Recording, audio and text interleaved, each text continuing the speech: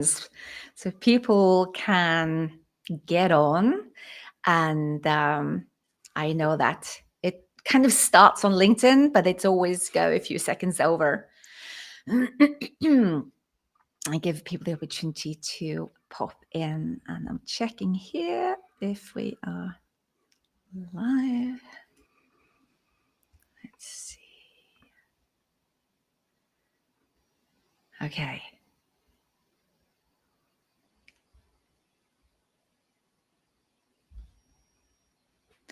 Yes. Perfect. Amazing. Hi, everyone, and welcome to Wow, we never thought about it this way. This is my monthly LinkedIn Live where I invite in you, my friends, to a kind of a fireside chat with people that I love hanging out with. I love being in conversation with them. And the people that I get into this beautiful room is people who has done some extraordinary stuff. And I will tell you this, don't be surprised if you leave this conversation with some pretty profound insights. So today I am super excited to have my very own soul brother in the house. The one and only, the one and only Chris Frolic. What he shares is that he's a high school dropout turned world famous DJ, comedy hypnotist, and tech entrepreneur. From rave legend to multi-million-dollar tech co-founder, I can say this. His masterclass is this journey. I also want to say he went from being a rave legend to multi-million-dollar tech founder. And this is about overcoming self-doubt. And I also want to share this. He is also a multiple published author. Sadly, this is the wrong way, but I think you can get it. The one book is, I love this so much, Requiem for My Rave, the story of anabolic frolic, happy hardcore, and hullabaloo. This is his biography, which is like, I've tons of notes in this book. The other one I highly recommend. This is a really cool one, follow up. This one is called, again, you can't really see it, it's called Unorthodox Success, Secret Shame. How I stopped feeling like the world's biggest fake and found peace in being me. So I just love this. And I want to share that this is a conversation for all of you. So I would love to have you put in something in the chat, like where are you listening in from? And if you listen to the replay, put that in as well, replay and where you are listening in from.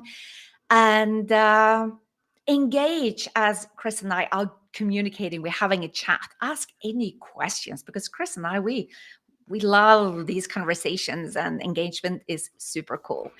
So I'm dialing in from Norway, Stavanger. What about you, Chris? I am in Toronto, Canada. Oh, very nice. And I got to visit you there not too long ago, and I'm sure the temperature was slightly higher. Yes, yeah, the winters are coming. It's probably similar to your Yeah. temperature. We don't call it the winter, we call it the dark season. And everyone's like, what is dark season? Anyway, I want to just kick us off here. So why now, Chris? Why did you decide to join LinkedIn now? So so I'm new to LinkedIn. I just joined 2-3 weeks ago ish. However, there's an asterisk beside that statement. So I belonged to LinkedIn 10 to 15 years ago. Now, at that time, I saw myself in a completely different way and not a great way. And when I came onto LinkedIn 10, 15 years ago, I saw what I describe as corporate, and all the profiles with everyone in their suits and everyone with their educations and everyone with their credentials and everyone putting their best foot forward. And here I am, Mr. Former rave DJ who didn't even finish high school, which at the time I was too ashamed to even say. Now it's become part of my story. But so I didn't have the education. I had this weird story that I was a rave DJ and a promoter in the 1990s. And then I went on to something even weirder, which is comedy stage hypnotist. I did that for 5 years, touring the country and performing hypnosis shows. And then I co-founded this tech company, but I didn't think people would believe that the co-founder of this tech business was this former DJ and hypnotist. Like, that's just nuts. So I hid in the shadows while I launched that company, and I created a fictitious persona of who the co-founder actually was, because I thought it'd be bad for business if people learned the truth. That was a story I was hanging on to at the time. So I show up on LinkedIn, during this period, 10 years ago, and I didn't like, I was ashamed of myself. Like, it's a sad thing to say, but that's how I felt. And then I went through this feeble attempt of making a LinkedIn profile that I thought was for LinkedIn. So I found some picture of me in a suit, like looking like, I don't know. You're laughing at the thought of that, right? Like, with a blue background, like a blue headshot photo, and I didn't even want to acknowledge my connection to my software company that I co-founded, which is called Stealth Seminar. It's an automated webinar platform. So I just called myself a software developer, and then I called my hypnotist years as a corporate speaker. Technically accurate, but the weirdness of it, I didn't want to reveal. And then my rave period I called event promotion, because I'm trying to fit in, of what I thought was supposed to, like, how you succeed on LinkedIn. And I'm not sure how long I had that profile for, but in the end, I ended up deleting it, and I'm glad I did. I just, brought it behind the barn and shot it. And then and then well, all these years later, I am not the same person I was once then. So I've gone through a journey of understanding all of these things that I had once been ashamed of are actually my strengths, right? So the what I call weird, the weirdness of the story. So I knew, one, I want to be out there more now. This next chapter of my life that I'm emerging on. What's the platform that I want to go to? I've been writing a private blog on a website using a WordPress for many years, but I'm looking to amplify my story and my messaging. And it just seemed like coming back to LinkedIn, because it had been so large, it loomed so large, and tied to so much personal shame. It's like that had to be the platform. Like, it had to be it, right? So, and if you're to look at my profile today, you could see, like, I lean into all of that, and I'm not trying to be anyone else. And so I am the high school dropout that became a best-selling DJ. And by best-selling DJ, I literally had the best-selling CD series of the 1990s, sold 400,000 copies. I toured the world. I literally had, like, a foundational rave company in the 1990s when we had nothing to copy. Like we had to make it up as we went along. Yeah. And then I was the comedy hypnotist, and I did found this tech company. Sorry, there's something I that hear a suddenly voice. came on here. Sorry, that thing was mine. But one of the things that I find really, really, really extraordinary with your story is that even though you considered yourself as, well, not good enough, playing yourself small, a weirdo, and all these things, even in all of that and all the pressure of not daring to kind of really be yourself in public, you were still doing so much. And I think the reason why highlighting this is that a lot of people are saying, I will do this when I feel that, when I'm more confident, when I have this, when I know how to tell my stories, then I'm going to tell my stories. But what you did was you did it anyway.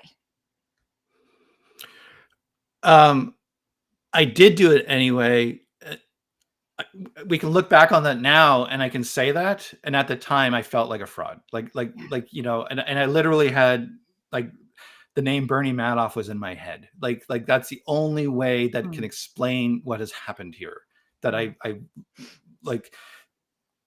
It's a preposterous thing to say, because obviously all along the way, I mean, the um the success is there, like the people were there, the money was there, the shows were there, the appearances were there. And even with my software company, I mean, I created something that created value for its users, and has been used by like 60 million people. So right. um and I feel sad for myself that I suffered for as many years as I did, not understanding, no, you created one thing after the next. Yeah. But it took me a while to finally like let it sink in. Yeah. Yeah. And I think, even hiding behind another name of Stealth Seminar, even Yeah. that. Yeah. I just felt like it's better for business if I don't say Chris Frolic, like the former DJ. Now I understand it's an amazing story of someone who can just, without a traditional education, can still fabricate and make things and do stuff that's highly technical. And I understand now the value of telling my story, because it shows that this is even possible, and Mm, it's possible because I did it, mm, and um, the and I didn't realize at the time, like the choice of using an alternative name for that period of my life would be as harmful as it was ultimately for me, right? Like just the hiding would just get reinforced and reinforced. And unfortunately, it compounded over many years. We didn't realize the business was going to be as successful as it was. And um, well, yeah. did I answer your question? Yeah. Yeah. I love it. I mean, in the sense that I love it because it's about being super transparent of Hmm. your own story. And, for those who are listening in, if you were to read uh, your books, you will see a very vulnerable story being shared. And here you are today, writing blogs after blogs after blogs, newsletters. You have your amazing email list that I believe that you've changed name Yeah. from Frolic 100 to Frolic Frequency.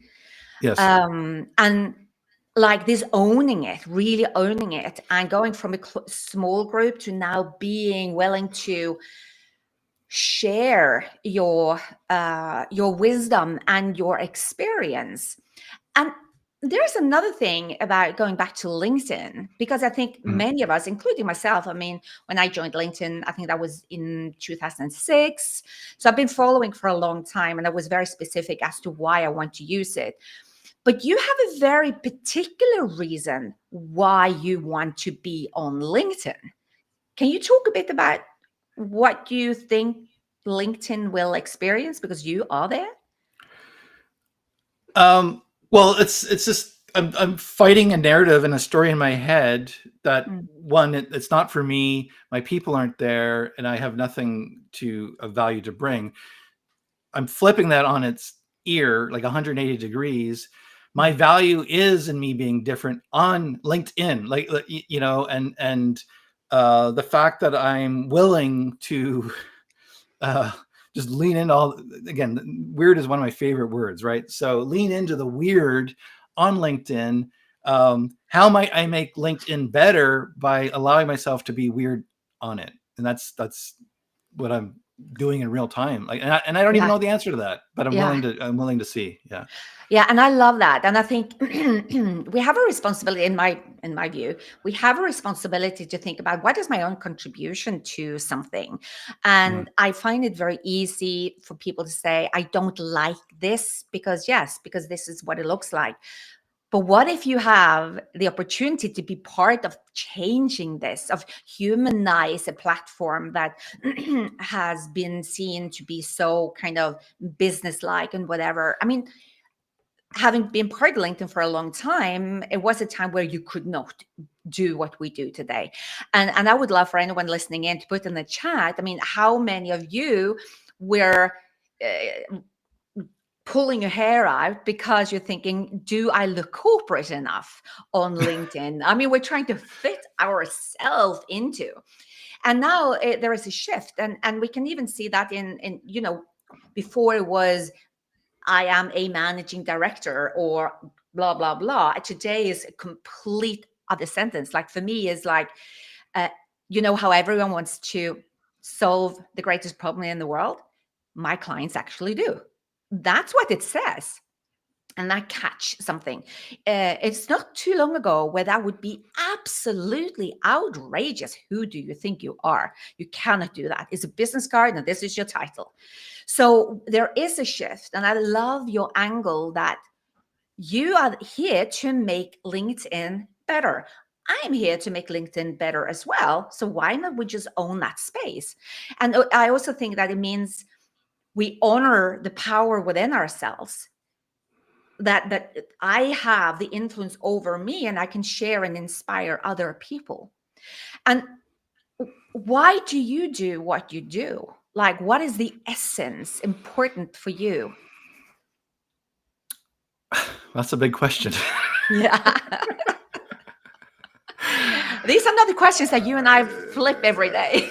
Yeah. Well, that's one of the biggies, right? So, Mm, um, uh, so why do I do what I do? mm, One, because I suffered for as many years as I did, I refuse to feel that way any longer, right? So I yeah. refuse to feel like an imposter in the room. So now I just own it, right? Like I refuse, So, and I know by my refusal of feeling like an imposter, being an imposter, Mm, being in the room, people are affected by seeing that like in real time, and so part of it's just the pendulum swinging from a place that I once was. mm, Uh, the second is a belief that I have that the world is best. This is true for everyone, but this is guiding me. The world is best served by the strongest version of me and of you, right? So, yeah. and what does that mean? The strongest version of me? Well, clearly not the hider, like not the person who's afraid, and not the person who's afraid of revealing their weirdness. And um, so that's the belief that I carry with me. The world is best served by the strongest version of me. So that's a person Love who that. is naturally optimistic and is willing to lean into things that you and I, talk about. There's a side Mm, conversation about what I consider impossible and how I like to lean into that and take on what seems impossible, make the declarations about taking on the impossible, mm, and creating games around taking on the impossible. mm, And so that's like fun for me. mm, And I also have two children, teenagers, young adults. I mm. care about the world that they are inheriting. I care about the other Yeah. children in the world, the world that they're inheriting. And I care about legacy, and what does that mean? What is the world that I'll be leaving for these other generations, uh, both born and yet to be born, right? So, and that's a huge driver for me. Yeah. Yeah, I love that. And I want us to come back to that because it is really Mm, important to talk about the mission that you are on and the vision you mm, have and the mhm. impossible goal that you have and, Yeah. and the reason for it. One of the things I want to drop back into is your belief and the belief of that self-doubt is actually a superpower, that it can be Mhm. shifted. Not that self-doubt in itself, but we can turn it on Yeah. its head, just like you've done with other things, Correct. 180 degree. Can you talk Yeah. to that? Yeah. So, so I've learned that is true. like I've learned that is true, right? So I can now turn my weaknesses into my strengths. So like literally I can come up with a list. Well, I'll do it right now in real time.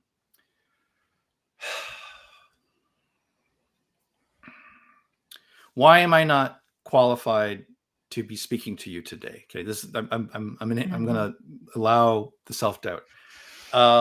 I'm new to LinkedIn, and I'm not sure how many connections I have here so far. I think I only have 60. So I have an insignificant audience. I have a small blog, but I don't have a large platform. I've done some cool things, but the things that are most interesting about me, I've yet to do. All right, well, let me just play with those three. What if, instead of saying those are not the reasons I'm qualified to be here, those are the best reasons for me to be here? So, Rita, I am the ultimate guest for you today because I don't have a huge following on LinkedIn, and I'm not beholden to trying to please a large group, so that's one. I haven't concerned myself with pursuing metrics and algorithms and trying to please algorithms. I've been on a pursuit that's been pure of my own healing, and then how I'd like to heal the world. And I don't play to algorithms, and I made a declaration even on my LinkedIn profile. I do not use AI generation tools to speak on LinkedIn. So anytime you hear me speaking, it's going to be me, like, either handwritten or speaking live as I'm doing like right now in the moment. And I've done some really cool things, and the things I'm yet to do will be the most fascinating thing about me. And I do believe that. And that is where I'll have my greatest impact, not the things I've done years ago. So, and as I'm saying this to you, I believe it as I say it, and it's giving me energy as I'm speaking it, even though I just gave you the same list twice. Yeah. Oh, thank you for doing that. And, again, for those listening in, is like, where are you having the same framework where you are saying, well, this is why I'm not good enough and I can't do that. And I haven't done that. And, again, a lot of the work that I do with women, and I would just now, literally, I was on a Nordic Women on Board Summit, and I know so many women who were not there because they feel, well, I'm not on the board, so I have no right to be there. And I'm thinking, why is that? I mean, talk about limiting beliefs, and therefore you're losing out on huge opportunities because you think that I do not deserve to be in that room. So this shift that you're talking about, and you're just creating a list, all the reasons for why I cannot do it. And that is what I would invite the listeners in to do. Create a list and see what they say. And then, I love this exercise. It's like the lie I'm telling myself. And a lie means limiting ideas entertained. You're entertaining that I'm not good enough and this and that.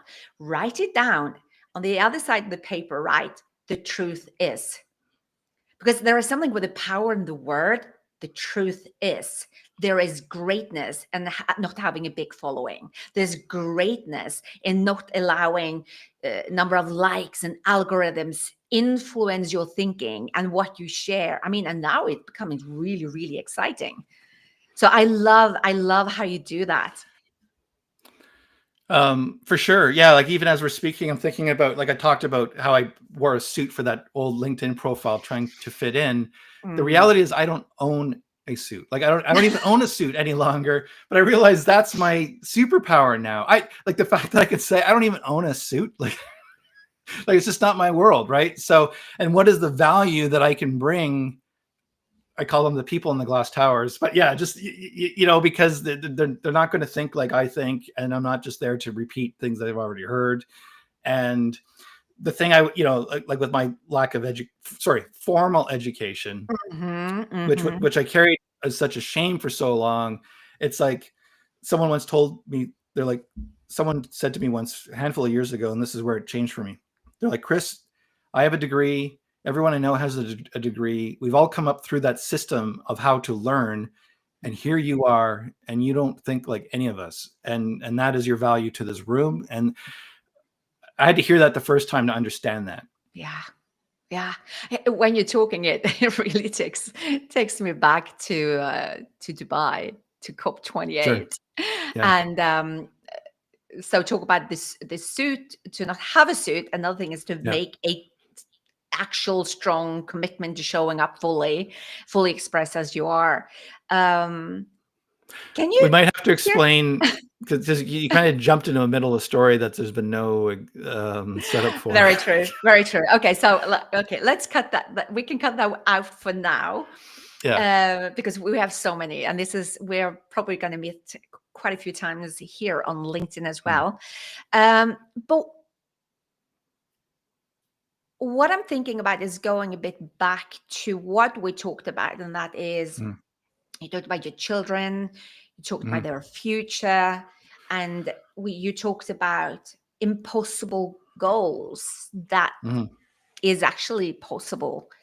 And when I'm thinking about what you have done over all these years, from starting working in this electronic shop when you were like 12 years old, to becoming the world's most famous DJ in the rave scene. Like, a lot of the things you have done could have been considered impossible.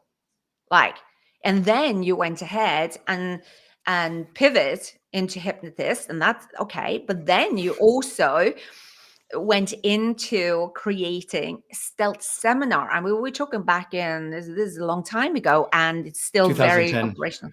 Exactly. So, well, And yeah, it I was just just sold sold. it. Yeah, so just a month ago we sold it. So yeah, so it's a tech company that's existed for 14 years and then just got bought by a private equity fund, which again is incredible to me. This thing that I created many years ago with $450 of off-the-shelf parts and then just ingenuity, ran successfully for 14 years and then got bought by a fund.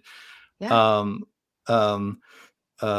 Yeah, don't tell me about what's possible and impossible. So No. That's yeah, the whole exactly, that's the whole thing. I mean, the world says things are impossible, but you've proven it's not impossible. it's just, well, because I'm not falling into certain established narratives, because I just don't know any better. So and even my business partner, co-founder, he tried to collaborate with other people before, who told them over and over again it couldn't be done. It couldn't be done. And when he asked me, because he knew I was a nerd and I like to tinker, that's basically what I brought to the table. I'm a tinkerer. And I was like, I'll give it a try, and then we launched it 3 months later. So and even that is is an incredible thing. So yeah. Yeah, it is an incredible thing. And with that mindset, going back to your children, what is your impossible goal now? And I'm bringing up your children because it's kind of connected to the story with your children. You're talking about the impossible goal that I've been carrying for a little while. Yeah. Yeah. So Which is on your LinkedIn profile. Correct. So I was motivated because when my younger child was in the 6th grade, the librarian at the school did a presentation on climate change and talked about climate and what's going to happen. And I'm not against them teaching it. But my younger came home and he was just like traumatized, because basically the messaging was, we're all going to die. So and we're all screwed, and this is happening to the planet. And I remember feeling on that day like, oh my God, like I wasn't against them talking about it. Like, I'm not a denier, but I'm like, what an opportunity that was missed by not, instead of scaring the shit out of these children, like, we should be inspiring them, right? So, because they're the ones that are going to be on the forefront of solutions. They're the next generation of engineers and the innovators. And so that stayed with me. That experience, that like we need hope, because if we don't have hope, we have nothing. Yeah. So I'd had that experience, and as I like went through a period of my life of deep understanding of myself, the fact that I don't follow the rules, that I don't follow established conventions. Hmm. I was introduced to a concept of an impossible goal, and an impossible goal should be something that you cannot plan 17 steps to actually accomplish. So, and I find most people, when I ask them what an impossible goal is, they tell me a big goal, but it's like, nah, that doesn't just sound possible. That sounds probable. Like, you're well on your way to accomplishing that. So I challenged myself with, what can I come up with that's truly impossible? Or I felt, truly impossible. Let's take this to an extreme level. And then what I ended up coming up with, and it took me a while to be able to actually say it in front of people, but finally one day, without feeling embarrassed, but I'm going to say it right now. So I will be part of the team that wins the Nobel Peace Prize for solving climate change. Yeah. What will happen if I just dare say those words, and I did. I just started saying them, and incredibly, the reaction from people is they didn't think it was impossible. They started congratulating me on my future Nobel Prize, and my life started to change because of it. Both in small ways and in bigger ways, and it started to give me hope. It started to change my mind into, like, okay, well, who do I need to be that this is even possible? And some of that just had to look at my own hypocrisy around climate, and like the kind of life that I live. And I started saying it, again and again. And then, and this kind of intersects where you and I met one another. And you got to hear me talk about this thing, which led to you inviting me to attend the last year's COP summit in Dubai. And we had just met each other, like we were new to each other, and yet you were moved to well, and I'll never forget your invitation, because basically it was, Chris, your voice is needed there. Nobody there talks like you, and this is an all hands on deck type challenge, right? So, and it was realizing that you were right, that no one there is going to talk like me, and no one there, that I did accept your invitation to go. And I realized, yeah, the high school dropout, former DJ, former comedy hypnotist, tech co-founder, needs to go and have a voice and bring his impossible goal to this place. And I challenged myself with, another thing I like to do is I like to create games that I win the moment I decide to play them. So the game I created on that day was, go to COP and introduce yourself as a future Nobel Peace Prize winner for solving climate change to every person you meet. And I did. And what was amazing was, even there, everyone believed me. Like everyone believed me. And what seemed impossible to me wasn't being received as impossible. And basically I was doing a walking demonstration on what an impossible goal is, because like I'm literally doing it in front of them, and you could see, like, it brought me there. Yeah. I you know what I find so incredibly fascinating with what you are sharing, and being so clear on your impossible goal that can be a probable goal, is that when I said your voice is needed there, it is because you have this ability of installing kind of, there is a hope in your uh, in your voice. I mean, you know the world you want to live in, and I'm going to be part of the world that I want to live in, and the future generation, and these things.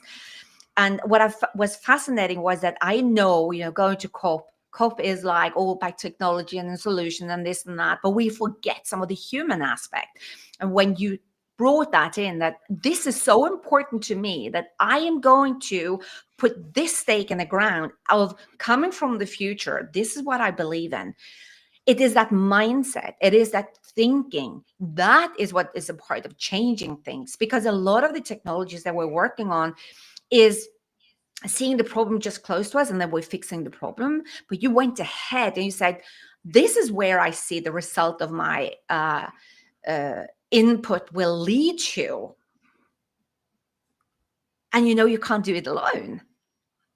So you get to ask who's next versus what's next. Like, who do I know? Who knows who? And all these things as well. Yes. And yeah, it's about sitting with the paradox that I've acknowledged that I believe this thing's impossible, and yet I want to live in a world where this is possible. So climate change is huge, and I want to believe that we can solve it. And I do remember. So after agreeing to go, I didn't even know what I was going to do there. But then we started to do research on what's happening, and there was positive mindset. It was one of the topics of speakers there, in addition to the science and in addition to the diplomacy and the politics. And I realized, yeah, that's what my gift to that particular event was going to be. I'm making COP better by my participating as a walking demo of what mindset is and the story of how I got there. And when I got there, I mean, yeah, everyone's dressed like I say bankers. You can visualize what that looks like. And it's like, no, I have to be anabolic frolic. Like I have to be, so jeans and a t-shirt and just to own that. And this is why I'm here, and for me, the greatest compliments was when literal climate PhDs would approach me and they thank me for the point you just made, which is they're so focused on the problem, they stop thinking about the possibility that this could be actually done. And all of a sudden, I've invited them to even imagine that this can be done. Yeah, and that is why where both of us we connect and we resonate is like using a different way of communicating. Like for me, it is the leading question that I did when I went to COPE was, what is this problem designed to solve? I mean, completely turning it on its head. Like people say, what? Are you saying that climate change is a good thing? I say, well, if you think about it, what is the climate change problem actually here to solve? And I provoked the thinking, and then we had a powerful conversation going on that. I want to see, there is a question in the chat from Ricky. Hi, Ricky, calling from Poland. She asked, what is your advice in dealing with rejection? How do you keep believing in yourself? So I try to be detached from the response. So the game that I created that I win the moment I decide to play it was to say those words. Like, will I dare say those words? And when I do, I've won. And the reaction of the person that I'm talking to becomes irrelevant to me. And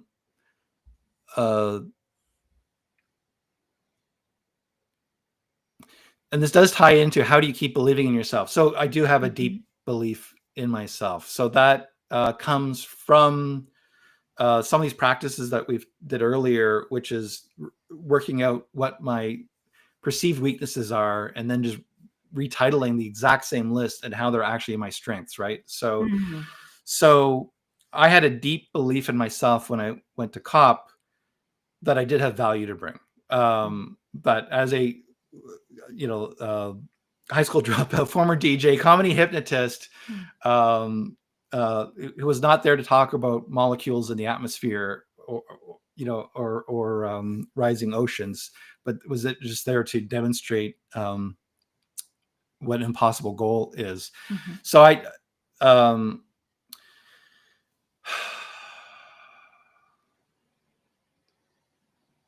if you were to ask me for a tip right now, which I think you're asking me for, it is a daily practice, Mm. of reinforcement of that, so that when I do step on these big stages, I am ready. Yeah. Yeah. And if you go back, because sometimes it's good to see that there is a before and almost an Mm, after. What was yeah. your relationship to rejection before you embarked on this journey of deep study your own whatever Um, sides? yeah. So I think my relationship with rejection is uh,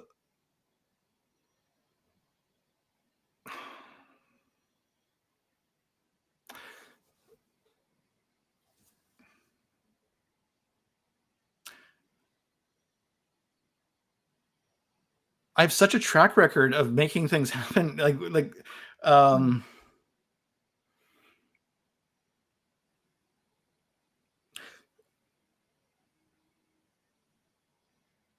it is about being detached from a particular outcome. So when I sent out demo tapes looking for a record label Mhm.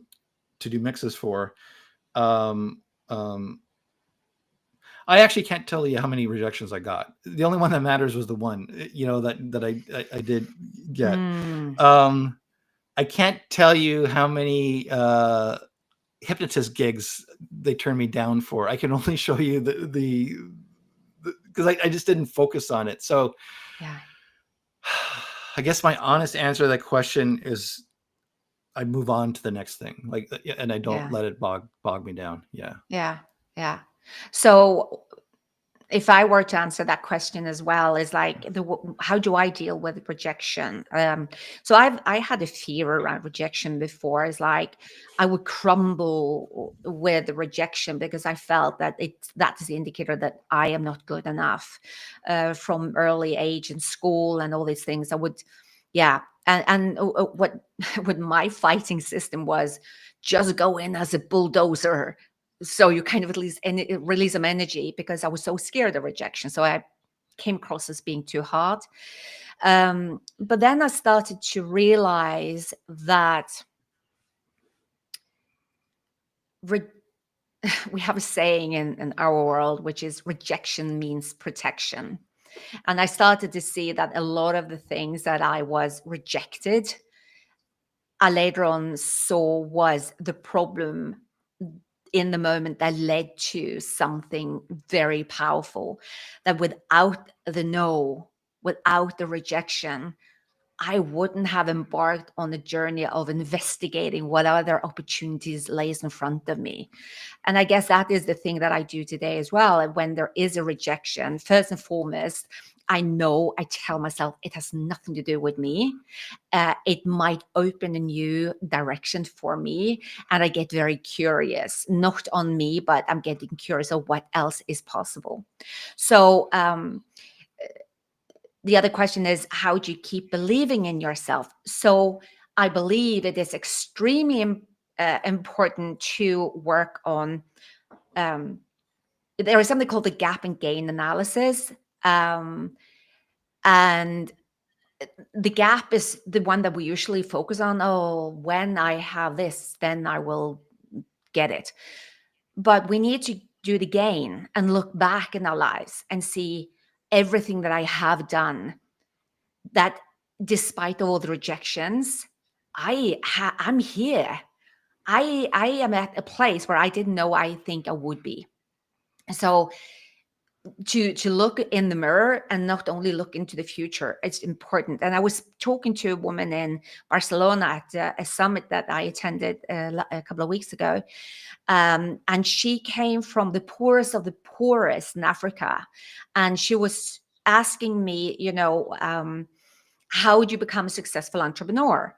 And I was thinking, you're sitting in this room in Barcelona. But anyway, I didn't know her story. So I said, let's focus on the who do you get to be successful. And later on, she's told me that I didn't have even food. I didn't have anything. And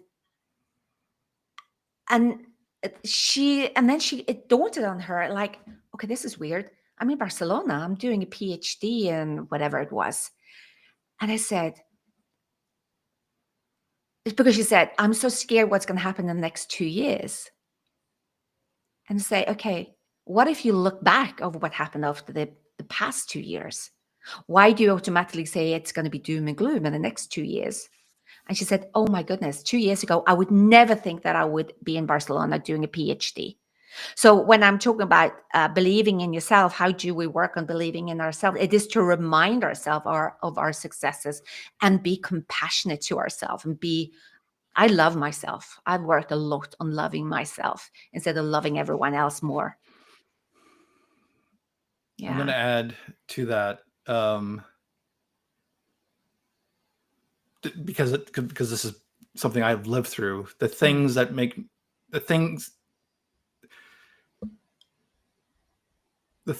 me great, I was carrying as secret shame, and I think that's true for a lot of people. And that's where the work is. So basically, all what I call weird or whatever, like these things that we're carrying around, those are that is where your power lies. And yeah. Sorry. Yeah. So for me, my unconventional story, this weird like reinvention process that I continue to go through, where it feels like I'm starting over again, and I'm starting from scratch. And I used to carry such shame about that stuff. So and I thought I was starting over from nothing, but I mean, obviously, I know now that is not true, right? It's just it's a continuous journey, and that helps me with with my own belief in myself. Yeah. I think what you're talking about, shame, is so it is the lowest of the lowest energies. I mean, guilt is at least towards other people, but shame is about ourselves. And how often don't we feel ashamed if I say I'm going to achieve something and I haven't achieved that in that time? And as a result, we don't mention it in case it's too embarrassing because I didn't achieve whatever. But the fact that, when you say you play the game, you win the moment you start playing it, is exactly what we're talking about. It's victory in taking action. It's victory in doing things. And your the winning conditions are 100% under your control. Exactly. You removed the other person. So like my elder child is in college, and is having, like with a lot of younger people, socializing is difficult, and everyone's stuck on their phones. So she's not meeting new people at school, right? And so I gave her a task. I even just today, I was like, connect with a single person, like just to ask them. Yeah, like, there's a sorry. I see you. You see me? There's a brief. Okay. Yes, I do there not was a see brief you, but drop. that's fine. Okay. I can see you and you can hear me, I guess. So I'll keep talking. So, Keep talking. the game I gave my child today was talk to one person, per class, like, and ask them why are they there, why that program, get to know them. And that, it wasn't make a friend. It wasn't beyond that. It was about the ask, and that's the game. Yeah. Can you still see me? You are frozen right now, and I can't explain why, because nothing's changed. Yeah. I have no idea, but this is the electronics, whatever. But that doesn't matter. I mean, I'm kind of still here in spirit. I'm thinking about why it's important for people to connect with you on LinkedIn. I mean, because you're growing it differently. Why do you want people to connect with you? I guess, or well, there's a couple of different answers to that. um, uh, if someone is moved by hearing my story and they think they might gain by knowing me, then I want to make that invitation to them. And part of my responsibility is to make myself available on platforms like LinkedIn, where there are people, just as there's people watching us talk today, listening to us talk today. Yeah. And I, again, the thing that I was once most ashamed of was my actual story. You know, how I got here, what I'm doing. I can see you now. You're back. The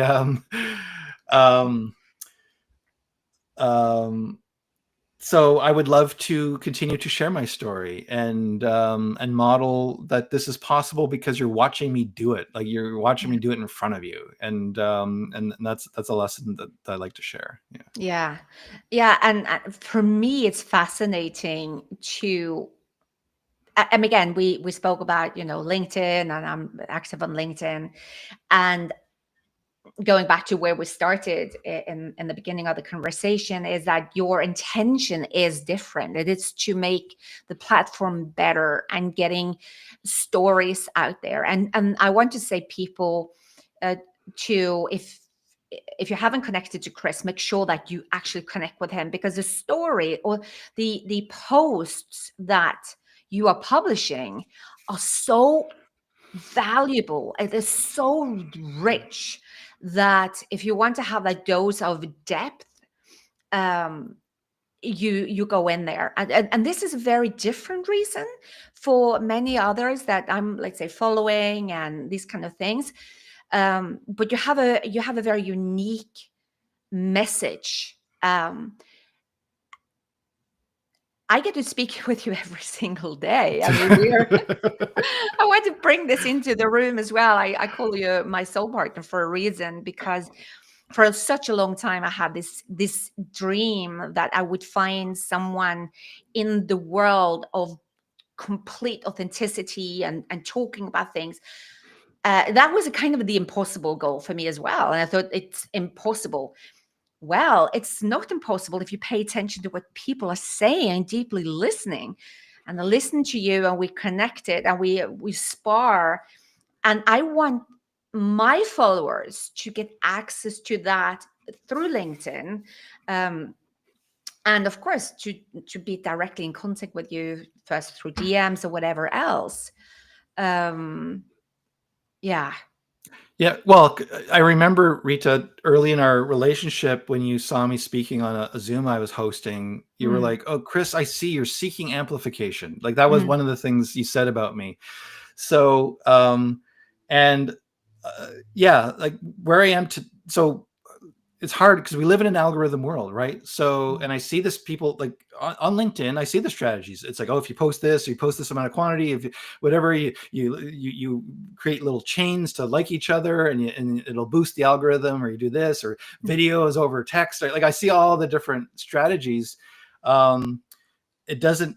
It makes it more difficult for someone like myself who's just trying to not play that game. So so the invitation is to connect with me, because and again, I'm turning my weakness into a strength. So because I don't have 10,000, 100,000, million followers, yeah, there is a different voice here that you're learning about, like right now. And mm, for those who are interested and mm, find resonance in the things I've been talking about, yeah, mm. please connect. Yeah. Yeah, yeah.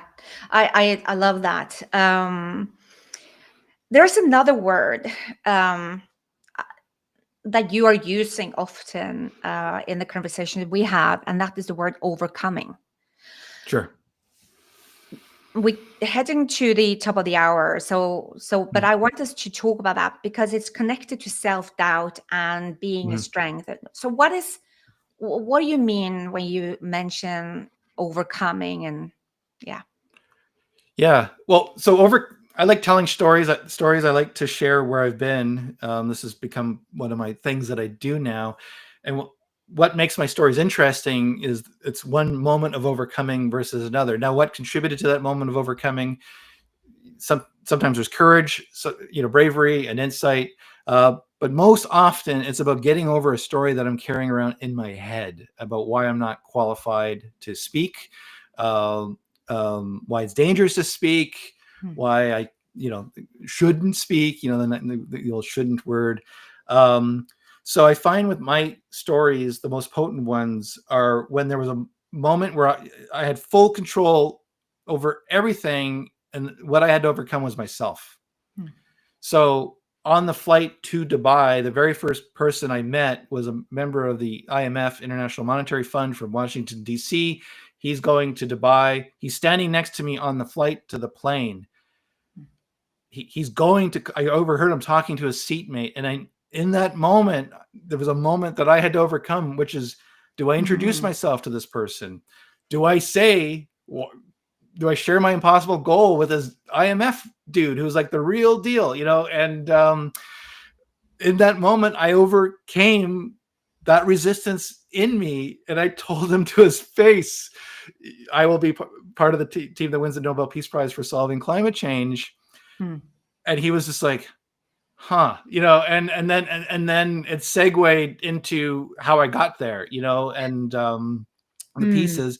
But in that moment, I had to overcome the fear, the doubts, and when we talk about fear, these are big fears: fear of humiliation, like, this is ridiculous, the thing that I'm daring to say. But then because I dared say it, that was the power of it. And he saw it, and I saw it, and and it becomes a powerful story.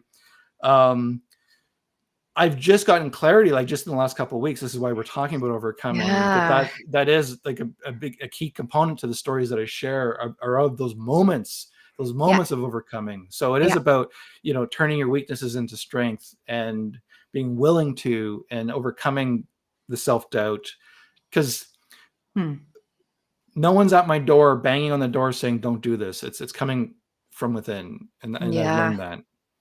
Yeah. And I think back to the story on the plane is that the fear that, like Rakik was talking about, dealing with rejection.